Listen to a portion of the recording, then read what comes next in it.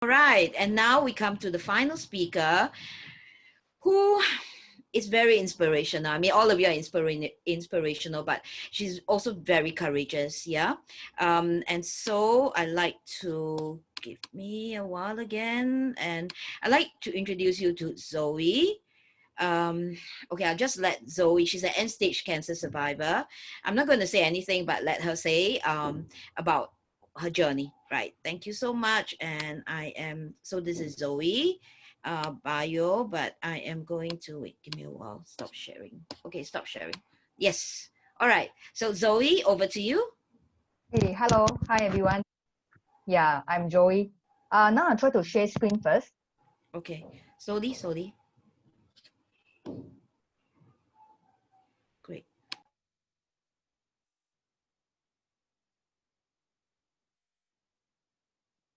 Yeah. Hi.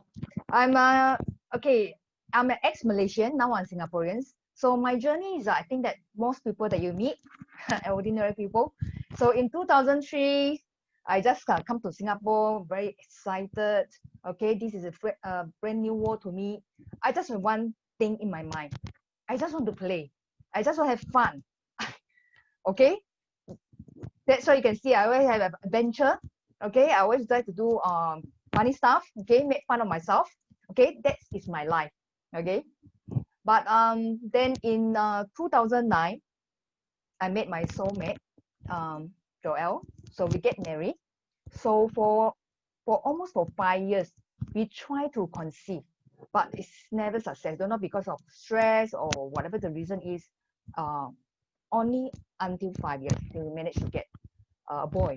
Okay, Cyrus.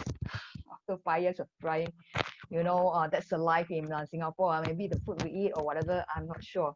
So that is the joy in my life. And prior to that, right, I'm a healthy person. So I run marathons, and I was a vegetarian for 20 years, and I just social drinker. So I will never think of anything to be happen to me because prior to that I don't have symptom at all. But never did I know after I give birth, just exactly 1 month confinement. I feel like there's a pain when I pass motion, then there's some blood. I I really lost. I don't know because I thought, is it because blood I just deliver or whichever is I really confused. And then of course I feel a bit pain. So when I talk to my gynae say, oh okay Joey, because you do natural birth, yeah, that's why you have pulse. So he just give me some meds. But after that, I think that might not be right. And then I'm not a patient people. This is what I say. I very when exactly after 1 month confinement, like I straight away rush to polyclinic. In Chinese, right? In 1 month, we try not to go out, stay home for our confinement. So I met the doctor. They say, can you treat my pulse? Yeah. So never did I know. Yes, I have pulse. I have inner external pulse. But actually deep down inside, it's not pulse. It's cancer. Yeah. So after 1 month confinement, I found out that I got cancer. So shocked because I never thought of it. I still, because it's a blessing in disguise, that time is my mom go into the room with me.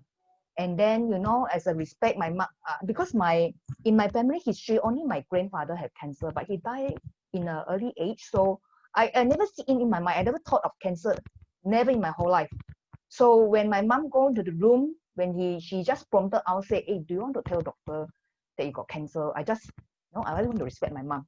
So I just tell the doctor, hey, is it something I should worry of? Then from there is found out. If if not because my mom followed me that day, if you really ask me, maybe when it found out, right, it might be very, very late. Very late. Because despite I found it early, right, this cancer is so, so aggressive. I really don't know, I'm lost. From that time onwards, that is where my nightmares start. Imagine, just give birth. I have a hard time to try to latch my boy. For a lady, you want to try to latch for breastfeed, right? I have a very hard time, and I almost at the brink of breakdown that time. But this new thing come into my world. I really don't know. I'm lost. And that period of time, the doctor tell me, you have to decide, because they asked me a question. do I still want children?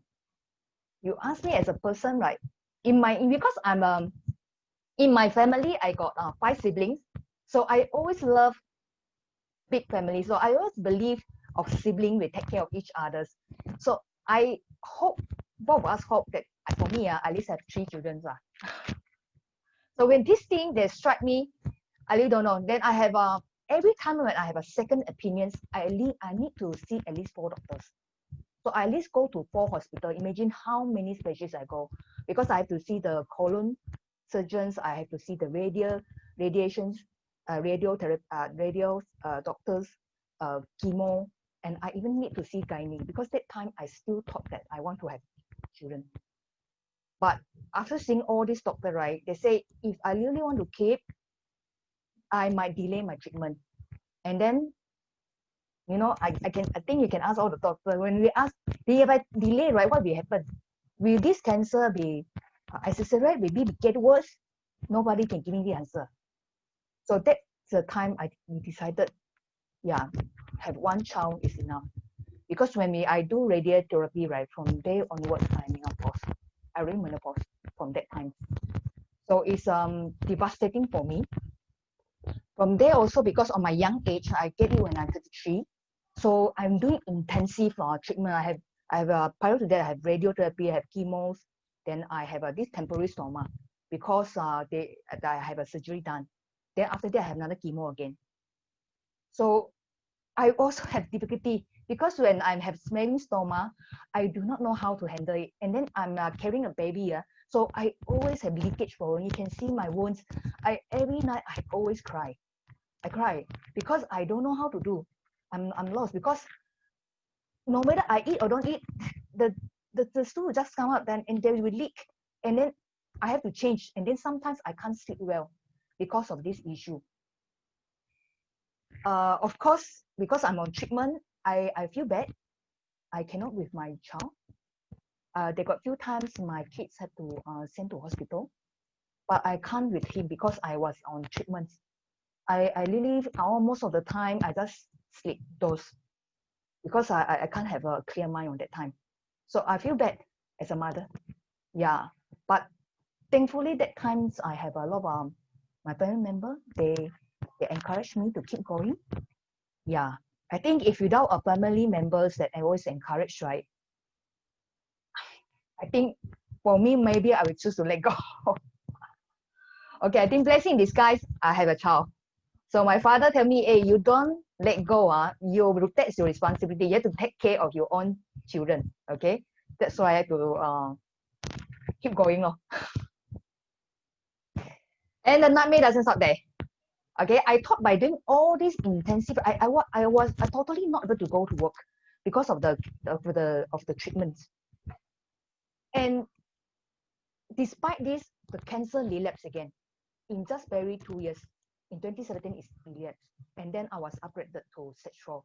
It spread to my lung. So after that, I have another round of chemos again, almost for 1 year. But it doesn't stop. After I finish my treatment, just barely few months, the cancer relapsed again.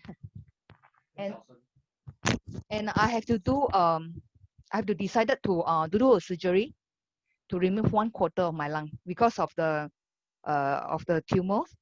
If I don't do it, the doctor say it might even spread to more, might even get worse. So no choice. I had to remove 1/4 of the lung.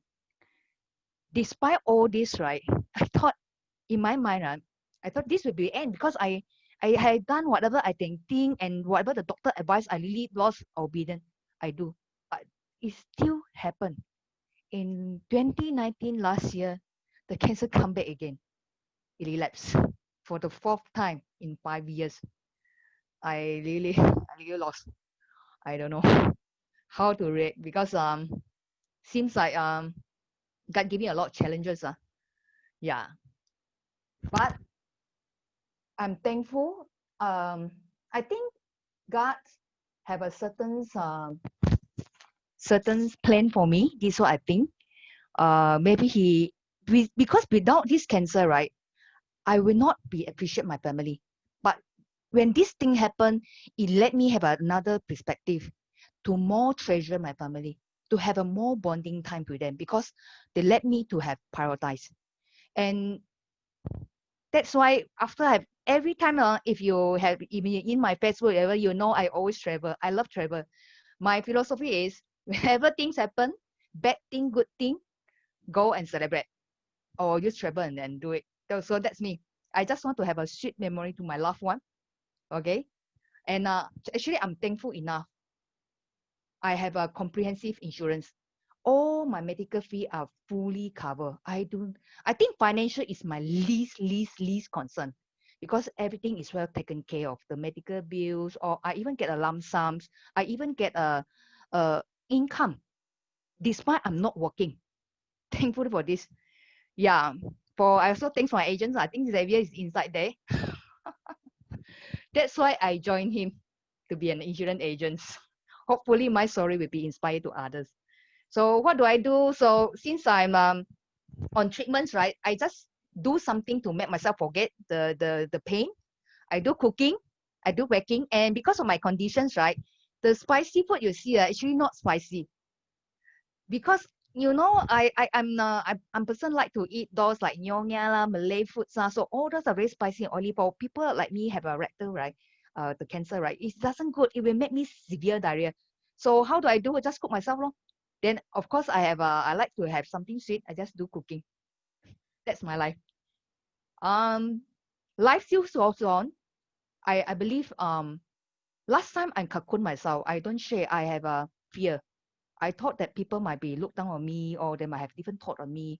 And I don't talk about it because every time I talk, I can't control my emotion. But lately, I think God give me different perspective.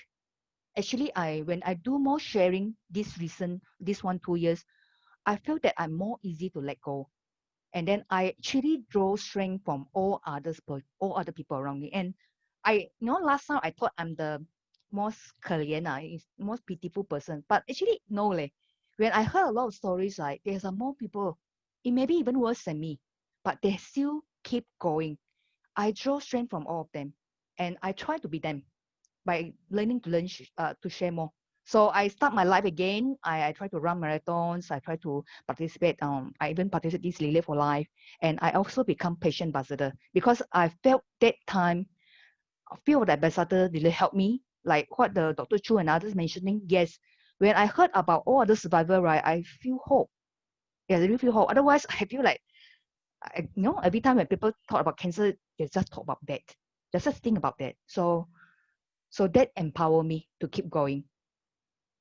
And when I cancel relapse at times, I take a part-time course and to have further my study to degree. And despite on my second relapse, right, I'm blessed to get a first class honor in 2019. And I did a bold move. I do a mid-career switch. I joined insurance. The insurance that beneficiaries so much. Then, despite my cancer relapse on the third time, I am blessed with all the people around me that have trust on me and trust me as their agents. And I will blessed with and landed seconds in top rookie producer in 2019. So that is my journey throughout. I think um never give up on one thing. A lot of people encourage say that yeah, we have to see all around people ask if we got high like family history, right? We have to be careful, watch out. But one thing a lot of people don't forget, we have to do check, yes, but make sure you got well covered. If really positive one day, we have to get the money to cure.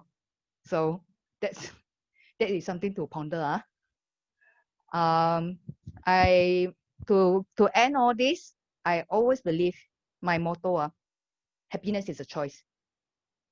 Last time, the first time the doctor tell me my survival rate is around 70%. Now, because of relapse, now the doctor tell me my survival rate is around 20%.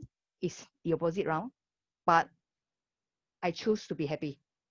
Yeah. So don't, it's your choice. You can be happy, you can be sad, you can cry all about it. But why not choose to be happy? Let laugh our way out.